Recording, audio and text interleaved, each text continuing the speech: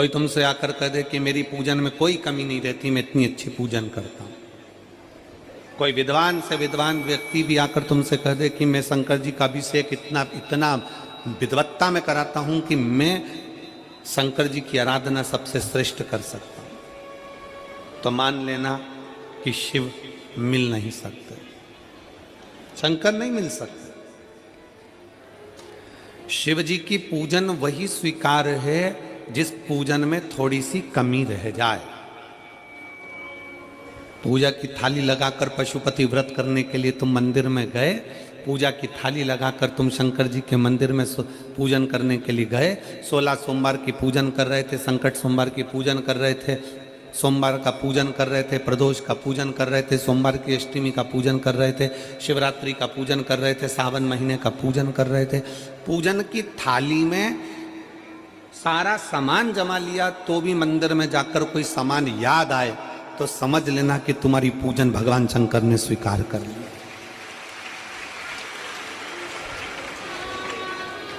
और मुझे विश्वास है मेरी जीजियों पर, मुझे विश्वास है मेरी बेटियों पर, मुझे विश्वास है मेरे बेटाओं पर और मेरे जीजाओं पर।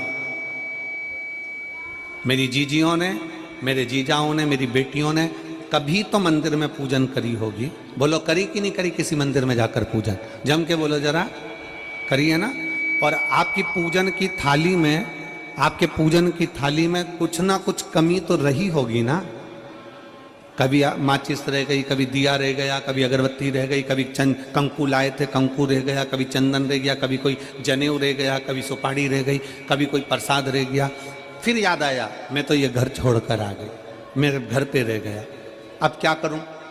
शंकर जी की कथा कहती है कि शिव उपासना में अगर तुम्हारी थोड़ी सी कमी रह जाए, समझ लेना कि शंकर जी ने तुम्हारी उपासना को स्वीकार कर लिया।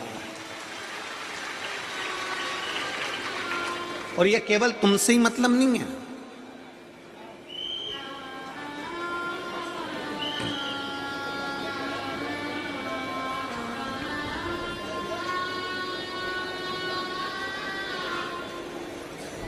केवल आपसे मतलब नहीं है कि आपकी पूजन में ही उपासना में कमी रह जाए।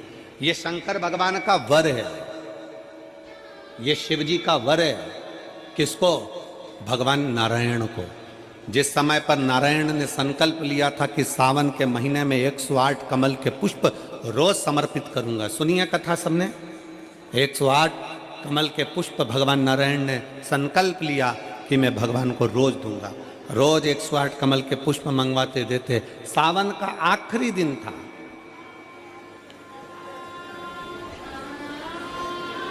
सावन का आखिरी दिन, और सावन के आखिरी दिन भगवान नारायण 108 कमल के पुष्प लेकर भगवान को चढ़ाने के लिए जैसे ही बैठे, बैठते से ही जैसे ही चढ़ाने के लिए बैठे, वैसे ही एक कमल का पुष्प कम रह गया। लक्ष्मी जी से कहा जाओ जल्दी से कमल का पुष्प लाओ। लक्ष्मी जी कमल का पुष्प ढूंढती रही, नहीं मिला। सब दूर देखा, सारी जगत में देखा, पर कमल का पुष्प लक्ष्मी जी को नहीं मिला। लक्ष्मी जी को कमल का पुष्प नहीं मिला। आखिरी में पूजन की थाली में कमल का एक पुष्प कम रह गया। भगवान नारायण ने अपना आंख निकालकर भगवान शंकर को समर्पित कर दिया।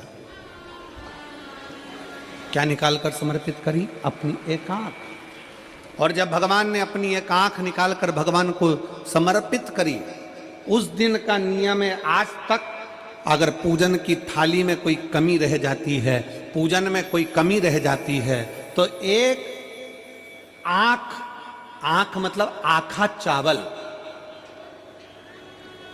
आखा चावल जानते हो आप लोग? जम के बोलो जरा। आखा मतलब पूरा। हम आंख तो भगवान को नहीं दे पा रहे इस संसार सागर में, कलिकाल में। एक आंख के बराबर आखा चावल, एक आखा चावल पूरी पूजन होने के बाद शंकर जी को समर्पित कर दो। शिव भगवान नारायण की आंख के बराबर उसको स्वीकार कर लेते, भगवान शिव उसको स्वीकार कर लेते, शंकर भगवान उसको स्वीकार कर लेते, शिव उसको स्वीकार कर लेते। भगवान नारायण ने एक आंख भगवान शंकर को दे दी। शंकर भगवान ने अपना सुदर्शन चक्र भगवान विष्णु को दे दिया। भगवान शंकर त्रिनेत्रधारी हो गए और भगवान नारायण सुदर्शन चक्रधारी हो गए।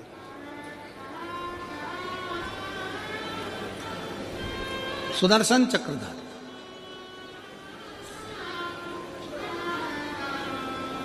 108 कमल के पुष्प में से एक पुष्प अगर छुपाने वाला कोई था तो वो देवाधिदेव महादेव थे। शंकर भगवान ने कहा भगवान विष्णु से, हे नारायण, आपके कमल के पुष्प को, एक पुष्प को मैंने छुपाया था। आज मैं वर देता हूं, जो शिव की आराधना करेगा, जो शंकर की आराधना में बैठेगा, उसकी पूजा की थाली में जान करके नहीं तो तुम घर पे कोई सामान जान करके छोड़ जाओ, जान करके नहीं, लेकर सब जाना है। पूरी पूजन की थाली में अगर कोई कमी रह जाती है, शिव कहते हैं उसकी पूजन को मैं स्वीकार कर लेता हूं, उसकी पूजन को मैं स्वीकार। जान करके कोई कार्य नहीं करना है अपने को। नहीं तो तुमने सोचा कि पूजा की थाली में सब कुछ रख लूं, एक सामान घर पे छोड़ दूं। सीवर वाला महाराज जी बोला है, ऐसा काम नहीं करना है।